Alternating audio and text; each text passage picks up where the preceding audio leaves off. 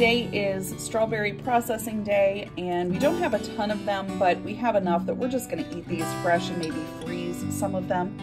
But whenever you are looking to cut your strawberries, there's going to be some waste with the tops. Don't waste those tops, you guys. You can infuse these in vinegar and make a delicious vinaigrette for salads for over the summer months. So let me show you how to do that.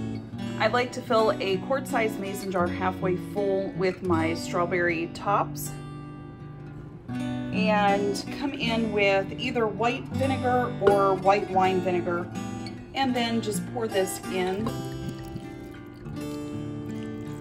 until it covers the tops of the strawberries, and it may use your whole bottle. What we're going to do is put a lid on this and let it sit for 48 hours or 2 days, and then we will strain all of this out and have a wonderful vinaigrette that is strawberry infused to use on our salads.